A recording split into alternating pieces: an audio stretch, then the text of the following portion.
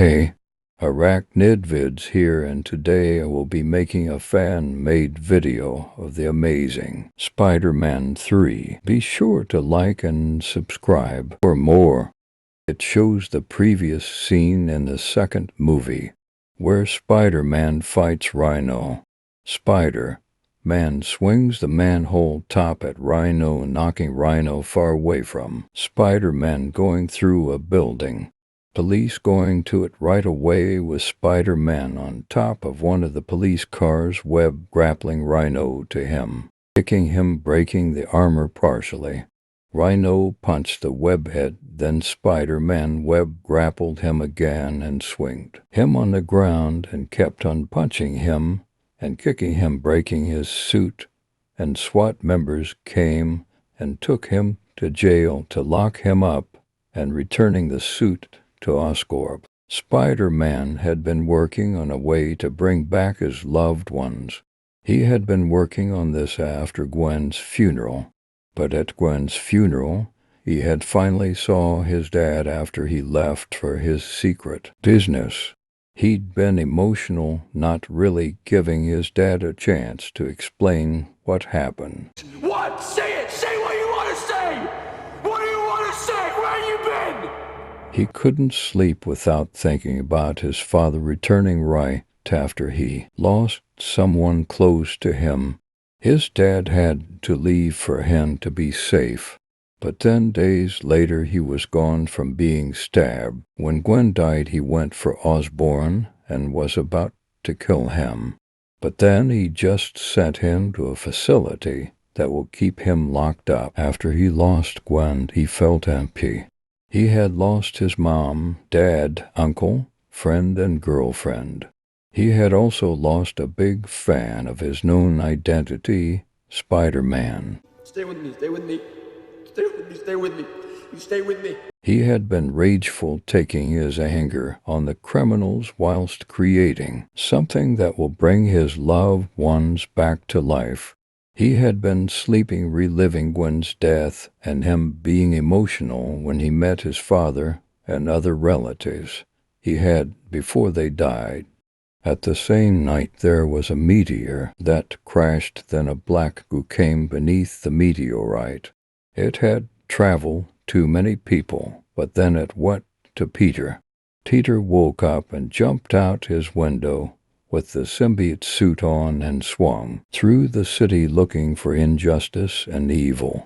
He encountered 6 people: a man with robot arms, a man in a bird suit, a vampire, a orange goblin, a man wearing fur, and a man of sand. Their names were Dr. Octopus, Vulture, Morbius, Hobgoblin, Craven the Hunter, and Sandman. Spider-Man had saw Vulture, and all of them gang up on him. That web grappled himself to Vulture, but then was flying up to the sky with the Birdman. He punched his face, well, the face on the helmet, and broke it and headbutted him so hard the whole helmet broke, and what was left was the mask for oxygen, and he was flying up enough capacities. He punched the mask, and they started flying down, and Vulture fell on his back with no injuring back. Spider-Man rips one of the wings on the suit and stabs him. The symbiote forms into an axe, chopping off Doc Ock and Sandman's head.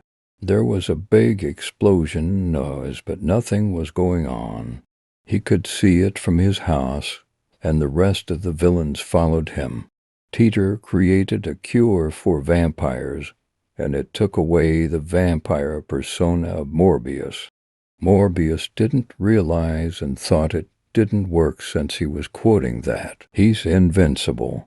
He ran and jumped out the window with the computer and the instruments to make a cure to bring the dead people back. He dropped it on the ground and it was broken, but he saved the computer and one person to be back to life.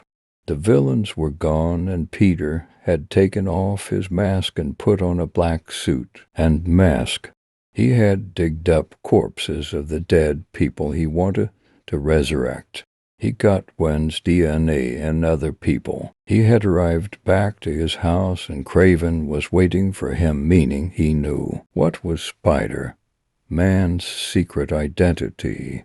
He was fighting him, but the spear of Craven was thrown at his abdomen, and luckily he survived it, and when Craven wasn't looking, he stabbed him, but turns out it was Captain Stacy. He had sacrificed himself again because he was trying to work with the Sinister Six to kill Peter and extract his DNA in order to get his powers. Peter took out the spear and threw it, and Craven's head splitting in half. Morbius had been laying, I can't say it, but based on the atmosphere of the fan-made story. Aunt May had been there. She found out that her nephew was Spider-Man, and that what he'd been doing, and said, "What are you?"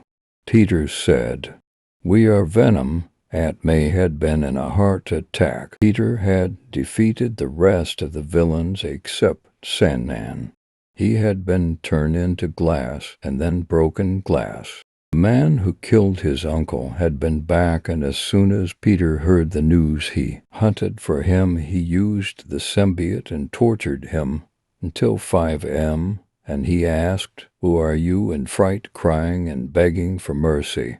The symbiote Spider-Man suit had been covering half of his mask, and the regular mask still showed as on the poster. He said, "I am Venom."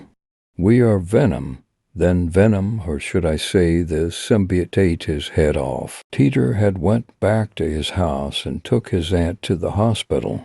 He stayed there until the weekend, but sometimes once in a while he would leave to fight crime, but it was at night only. He had been stronger and had gotten away with the mistakes he has made over and over again. Peter then left the hospital to work on resurrecting people he lost. He worked on Gwen, then his uncle, but he wondered why didn't Captain Stacy spawn her been in his house that has been somewhere else instead of Peter's house. To be continued. Stay tuned for part 2.